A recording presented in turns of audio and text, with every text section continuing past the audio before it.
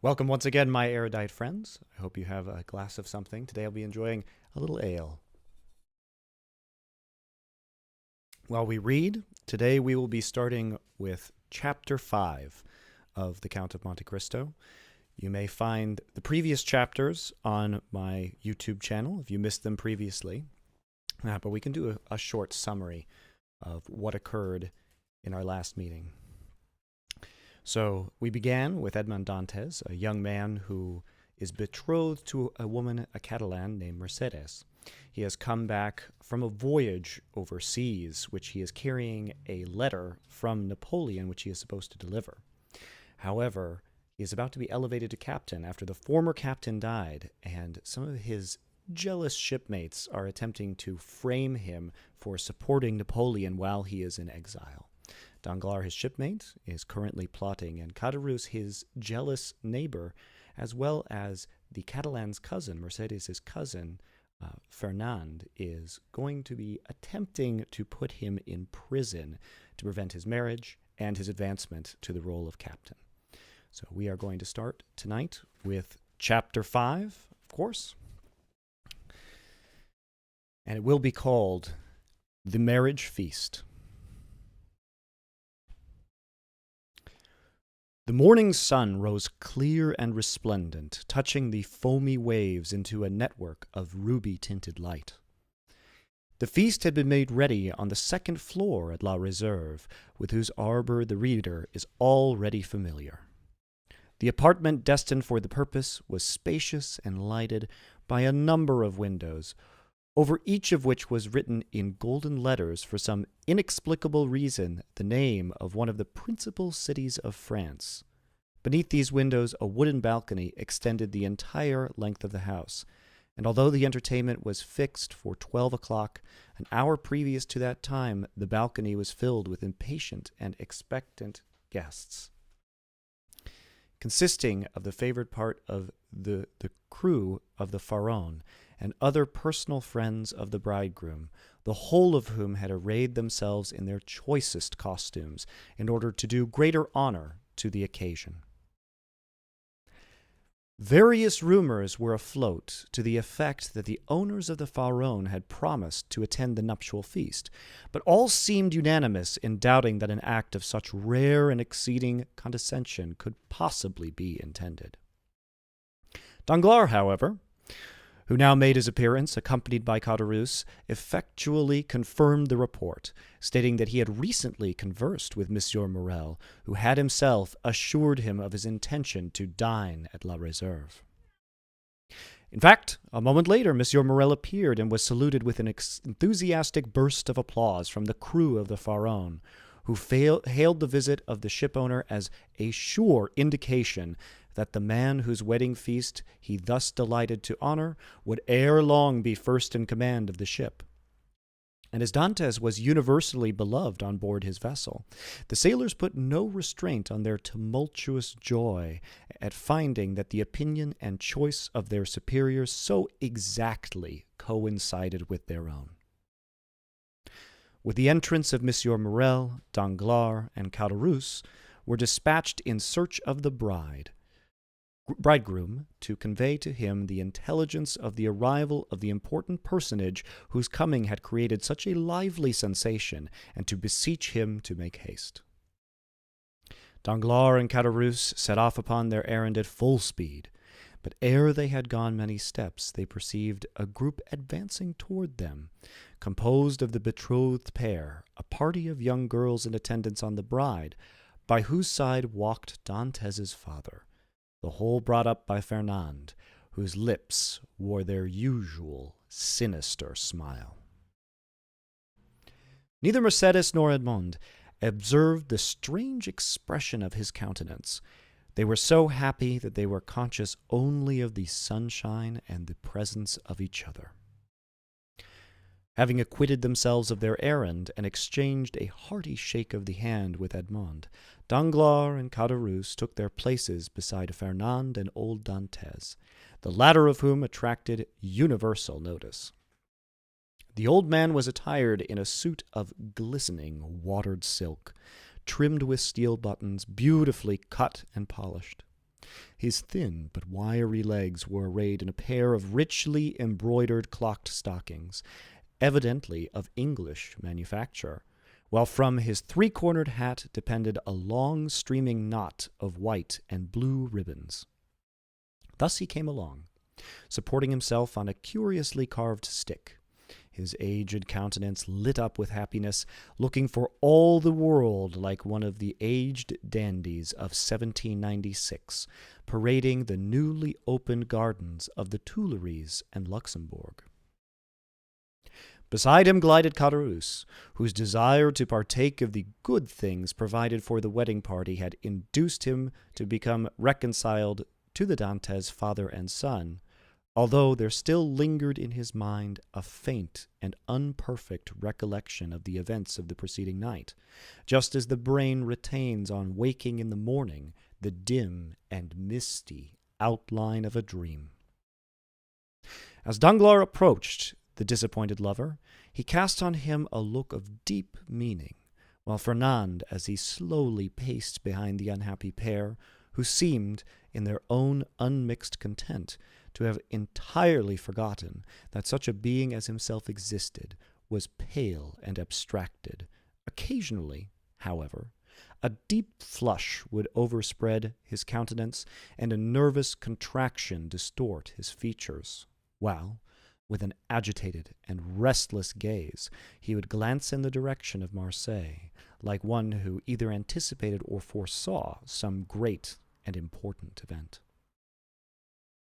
Dantès himself was simply but becomingly clad in the dress peculiar to the merchant service, a costume somewhat between a military and a civil garb, and with his fine countenance radiant with joy and happiness, a more perfect specimen of manly beauty could scarcely be imagined. Lovely as the Greek girls of Cyprus or Chios, Mercédès boasted the same bright, flashing eyes of jet, and ripe, round, coral lips. She moved with the light, free step of an Arlésienne or an Andalusian. One more practised in the arts of great cities would have hid her blushes beneath a veil, or, at least, have cast down her thickly fringed lashes, so as to have concealed the liquid luster of her animated eyes. But, on the contrary, the delighted girl looked around her with a smile that seemed to say, "If you are my friends, rejoice with me, for I am very happy." As soon as the bridal party came in sight of La Réserve, M. Morrel descended and came forth to meet it, followed by the soldiers and sailors there assembled, to whom he had repeated the promise already given that Dantès should be the successor to the late Captain Leclerc. Edmond, at the approach of his patron, respectfully placed the arm of his affianced bride within that of M.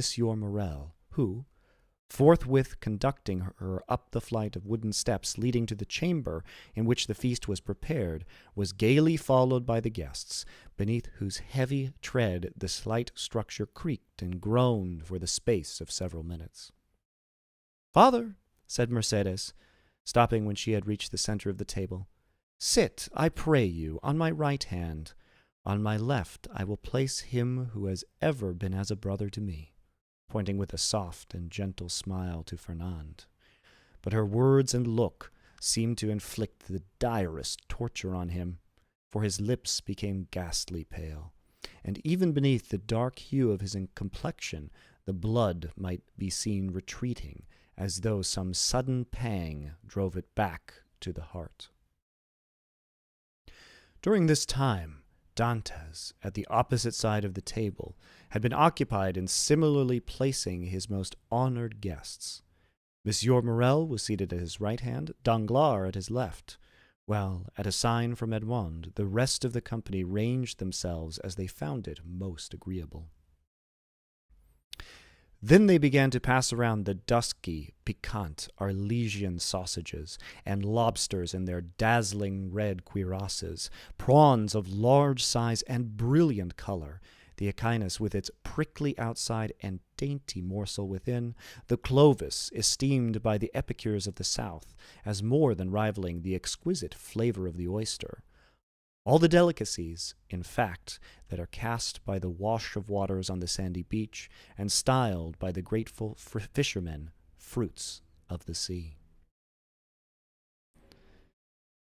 "A pretty silence, truly," said the old father of the bridegroom as he carried to his lips a glass of wine of the hue and brightness of the topaz, and which had just been placed before Mercedes herself. "Now, would anybody think that this room contained a happy, merry party who desired nothing better than to laugh and dance the hours away?" "Ah," sighed Caderousse, "a man cannot always feel happy because he is about to be married." "The truth is," replied Dantès, "that I am too happy for noisy mirth. If that is what you meant by your observation, my worthy friend, you are right. Joy takes a strange effect at times. It seems to oppress us almost the same as sorrow." Danglars looked towards Fernand, whose excitable nature received and betrayed each fresh impression. "Why, what ails you?" asked he of Edmond. "Do you fear any approaching evil? I should say that you are the happiest man alive at this instant." "And that is the very thing that alarms me," returned Dantès. "Man does not appear to me to be intended to enjoy felicity so unmixed. Happiness is like the enchanted palaces we read of in our childhood, where fierce fiery dragons defend the entrance and approach, and monsters of all shapes and kinds, requiring to be overcome ere victory is ours. I own that I am lost in wonder to find myself promoted to an honor of which I feel myself unworthy, that of being the husband of Mercedes."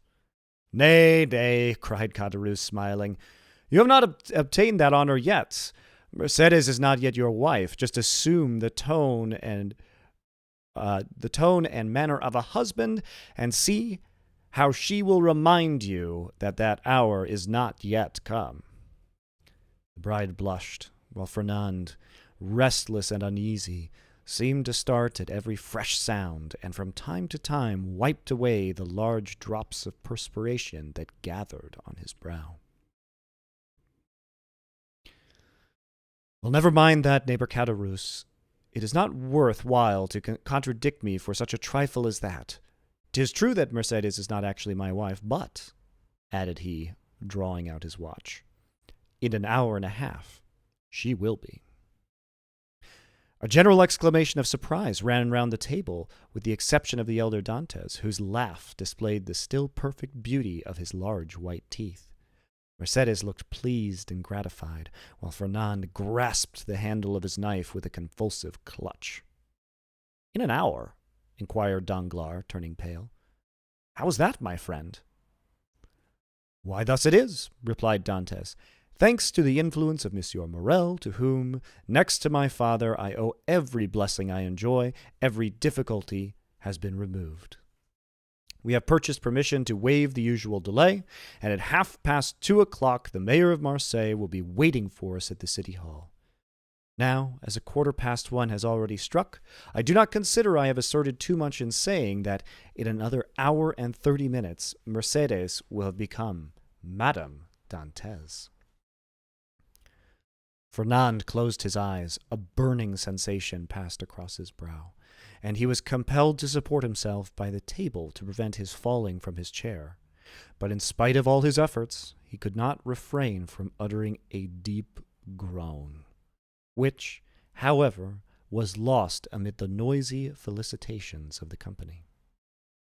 "Upon my word," cried the old man, "you make short work of this kind of affair. Arrived here only yesterday morning and married today at 3:00. Commend me to a sailor for going the quick way to work." "But," asked Danglars, in a timid tone, "how did you manage about the other formalities, the contract, the settlement?" "The contract," answered Dantès laughingly. "It didn't take long to fix that. Mercedes has no fortune. I have none to settle on her. So you see our papers were quickly written out, and certainly do not come very expensive."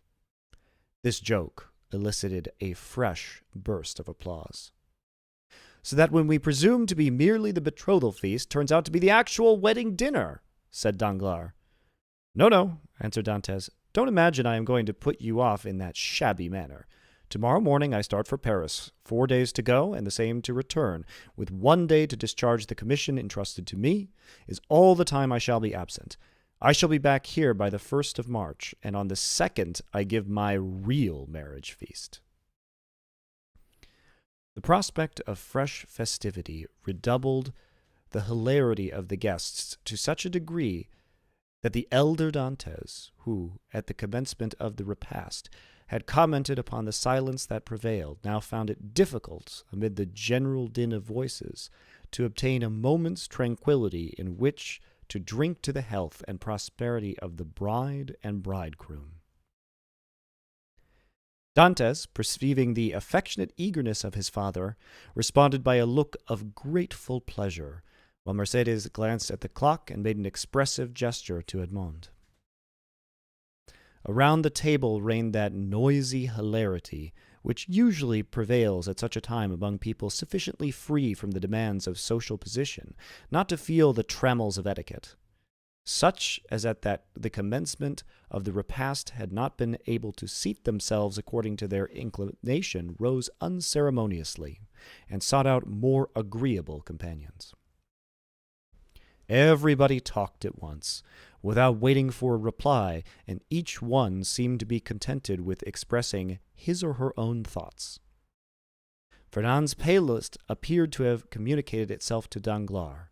As for Fernand himself, he seemed to be enduring the tortures of the damned. Unable to rest, he was among the first to quit the table, and as though seeking to avoid the hilarious mirth that rose in such deafening sounds, he continued, in utter silence, to pace the farther end of the salon.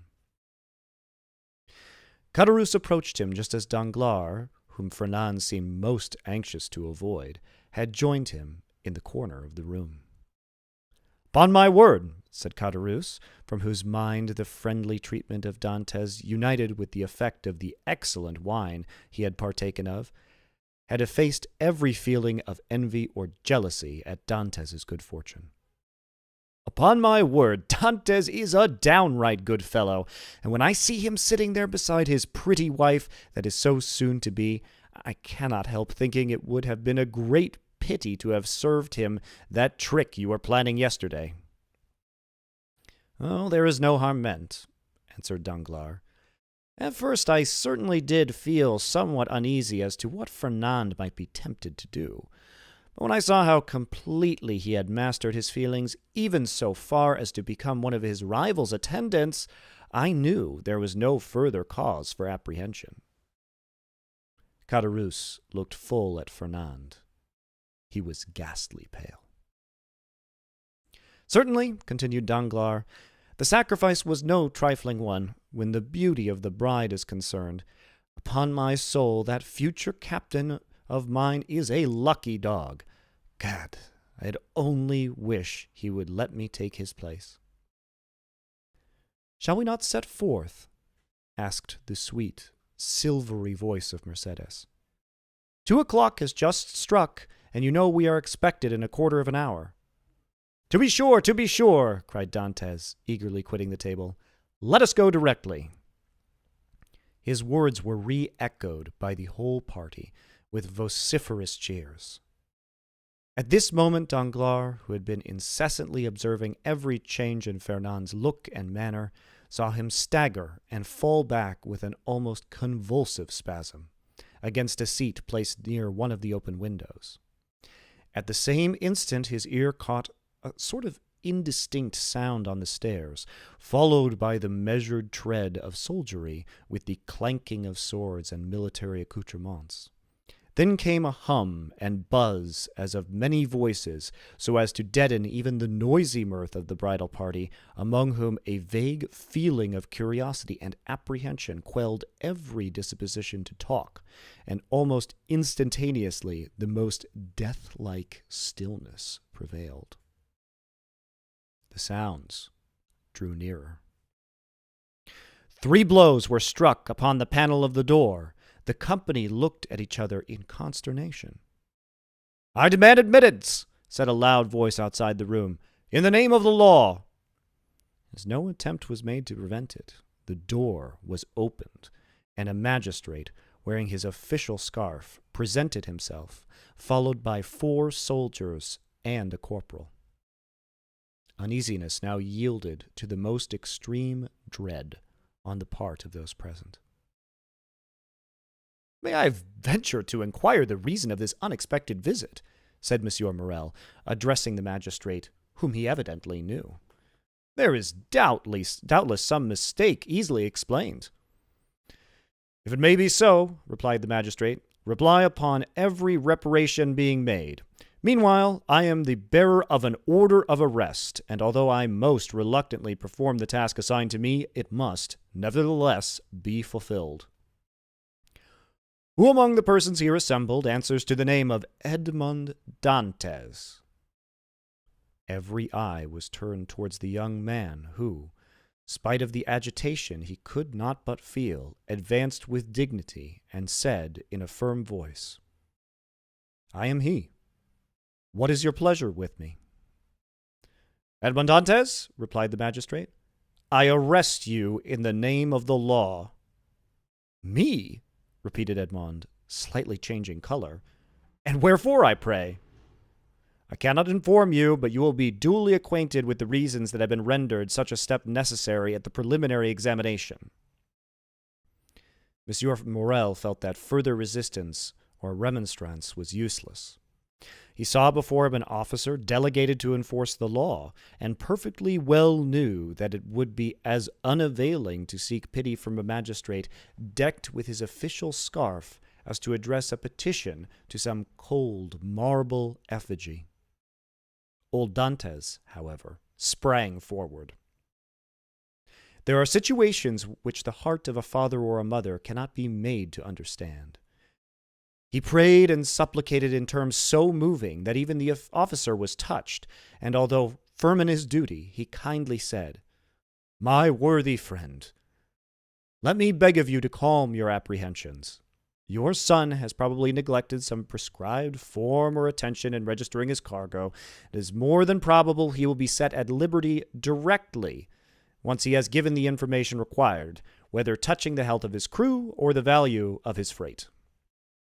"What is the meaning of all of this?" inquired Caderousse, frowningly, of Danglars, who had assumed an air of utter surprise.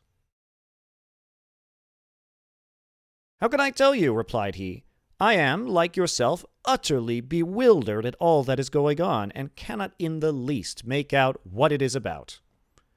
Caderousse then looked around for Fernand, but he had disappeared.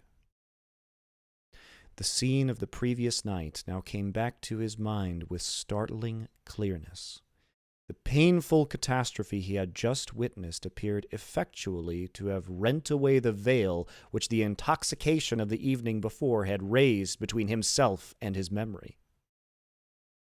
So, said he, in a hoarse and choking voice to Danglars. "This, then, I suppose, is a part of the trick you were concerting yesterday? All I can say is, that if it be so, 'tis an ill turn, and well deserves to bring double evil on those who have projected it." "Nonsense," returned Danglars. "I tell you again, I have nothing whatever to do with it. Besides, you know very well that I tore the paper to pieces."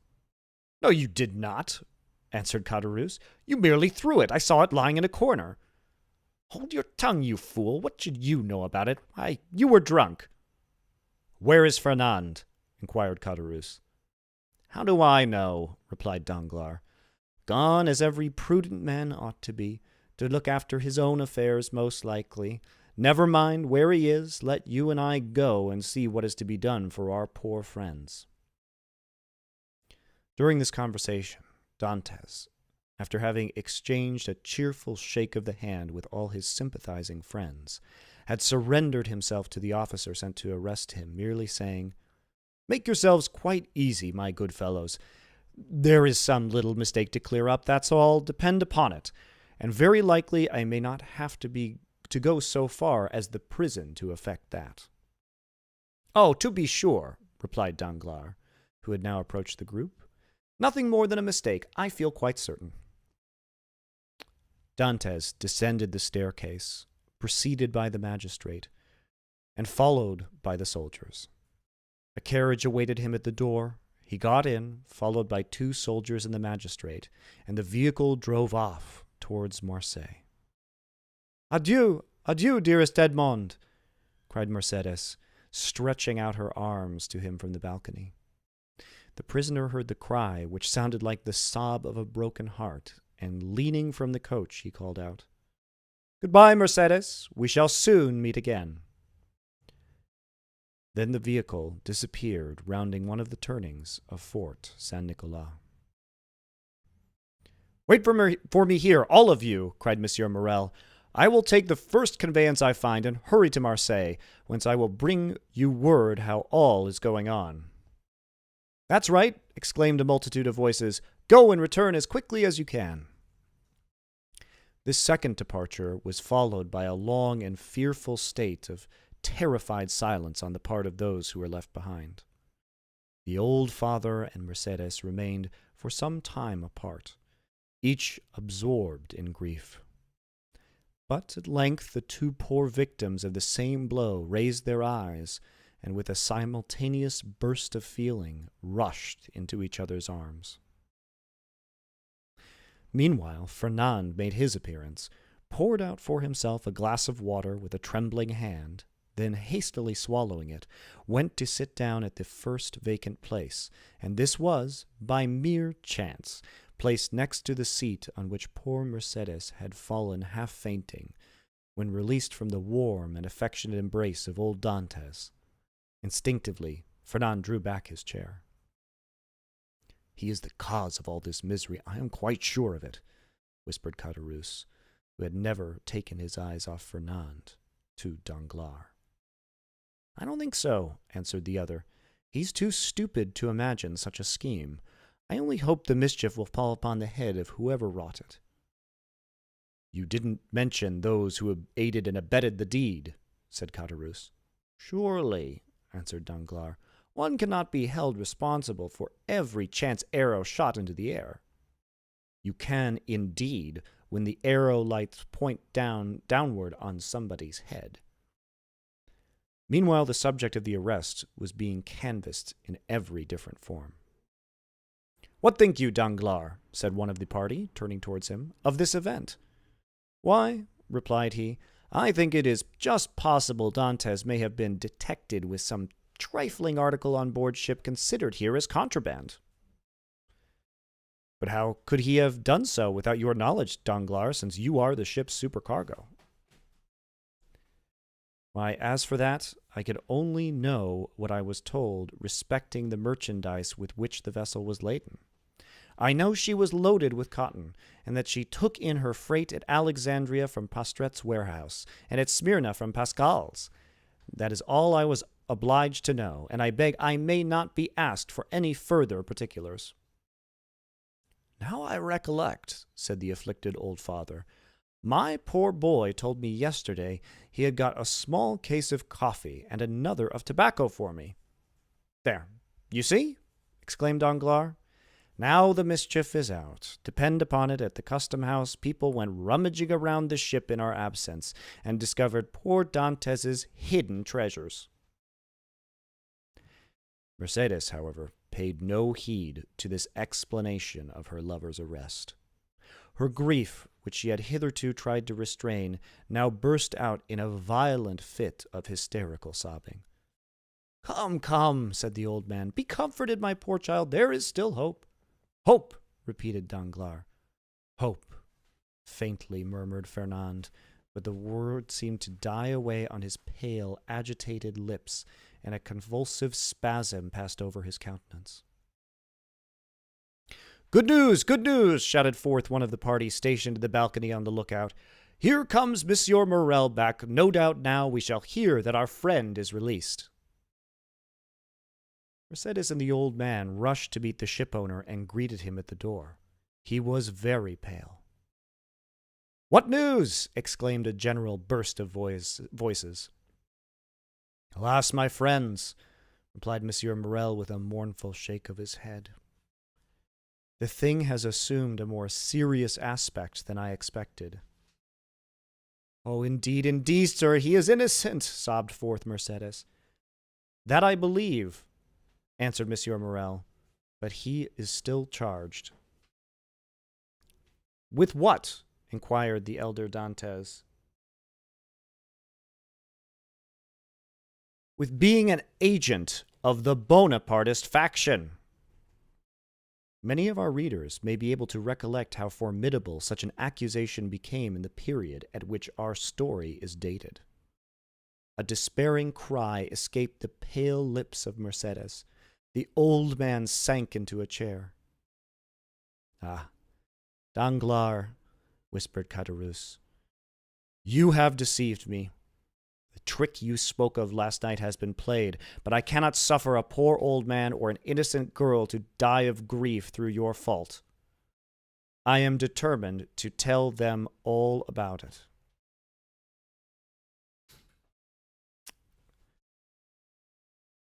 One moment, please.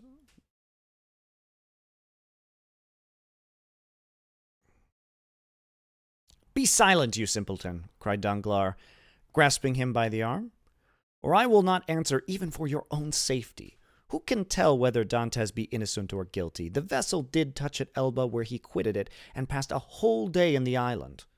Now, should any letters or other documents of a compromising character be found upon him, will it not be taken for granted that all who uphold him are his accomplices?" With the rapid instinct of selfishness, Caderousse readily perceived the solidity of this mode of reasoning. He gazed doubtfully, wistfully on Danglars, and then caution supplanted generosity. "Suppose we wait for a while and see what comes of it," said he, casting a bewildered look on his companion. "To be sure," answered Danglars. "Let us wait by all means. If he be innocent, of course he will be set at liberty. If guilty, why, it is no use involving ourselves in a conspiracy." "Let us go, then. I cannot stay here any longer." "With all my heart," replied Danglars, pleased to find the other so tractable. "Let us take ourselves out of the way and leave things for the present to take their course." After their departure, Fernand, who had now again become the friend and protector of Mercedes, led the girl to her home, while the friends of Dantès conducted the now half-fainting man back to his abode. The rumor of Edmond's arrest as a Bonapartist agent was not slow in circulating through the city. "Could you ever have credited such a thing, my dear Danglars?" asked Monsieur Morel, as on his return to the port for the purpose of gleaning fresh tidings of Dantès from Monsieur de Villefort, the assistant procureur, he overtook his supercargo and Caderousse. "Could you have believed such a thing possible?" "Why, you know I told you," replied Danglars, "that I considered the circumstance of his having anchored at the island of Elba as a very suspicious circumstance." "And did you mention these suspicions to any person besides myself?" "Certainly not," returned Danglars, then added in a low whisper, "You understand that, on account of your uncle, Monsieur Policar Morel, who served under the other government, and who does not altogether conceal what he thinks on the subject, you are strongly suspected of regretting the abdication of Napoleon. I should have feared to injure both Edmond and yourself had I divulged my own apprehensions to a soul. I am too well aware that though a subordinate, like myself, is bound to acquaint the shipowner with everything that occurs, there are many things he ought most carefully to conceal from all else." "'Tis well, Danglars, 'tis well," replied Monsieur Morel. "You are a worthy fellow, and I had already thought of your interests in the event of poor Edmond having become captain of the Pharaon." "Is it possible you were so kind?" "Yes, indeed. I had previously inquired of Dantès what his opinion of you, and if he should have any reluctance to continue you in your post, for somehow I had perceived a sort of coolness between you." And what was his reply? That he certainly did think he had given you offense in an affair which he merely referred to without entering into particulars, but that whoever possessed the good opinion and confidence of the ship's owner would have his preference also. The hypocrite, murmured Danglars. Poor Dantès, said Caderousse. No one can deny his being a noble-hearted young fellow. But meanwhile, continued M. Morrel, here is the Pharaon without a captain. Oh, replied Danglars, since we cannot leave this port for the next 3 months, let us hope that, ere the expiration of that period, Dantès will be set at liberty. No doubt, but in the meantime, I am entirely at your service, M. Morrel, answered Danglars. You know that I am as capable of managing a ship as the most experienced captain in the service, and it will be so far advantageous to you to accept my services that upon Edmond's release from prison no further change will be requisite on board the Pharaon than for Dantès and myself each to resume our respective posts. Thanks, Danglars. That will smooth over all difficulties. I fully authorize you at once to assume the command of the Pharaon and look carefully to the unloading of her freight. Private misfortunes must never be allowed to interfere with business. Be easy on that score, Monsieur Morrel, but do you think we shall be permitted to see our poor Edmond? I will let you know that directly I have seen Monsieur de Villefort, whom I shall endeavor to interest in Edmond's favor. I am aware he is a furious royalist, but in spite of that and of his being king's attorney, he is a man like ourselves, and I fancy not a bad sort of one. Perhaps not, replied Danglars, but I hear that he is ambitious, and that's rather against him. Well, returned M. Morrel, we shall see. But now hasten on board. I will join you there ere long. So saying, the worthy shipowner quitted the two allies and proceeded in the direction of the Palais de Justice. You see, said Danglars, addressing Caderousse, the turn things have taken. Do you still feel any desire to stand up in his defense? Not the slightest, but yet it seems to me a shocking thing that a mere joke should lead to such consequences. But who perpetrated that joke, let me ask? Neither you nor myself, but Fernand. You know very well that I threw the paper into a corner of the room. Indeed, I fancied I had destroyed it. Oh, no, replied Caderousse. That I can answer for. You did not. I only wish I could see it now as plainly as I saw it lying all crushed and crumpled in a corner of the arbor. Well, then, if you did, depend upon it, Fernand picked it up and either copied it or caused it to be copied. Perhaps even he did not take the trouble of recopying it. And now I think of it, by heavens, he may have sent the letter itself. Fortunately for me, the handwriting was disguised. Then you were aware of Dantès being engaged in a conspiracy? Not I.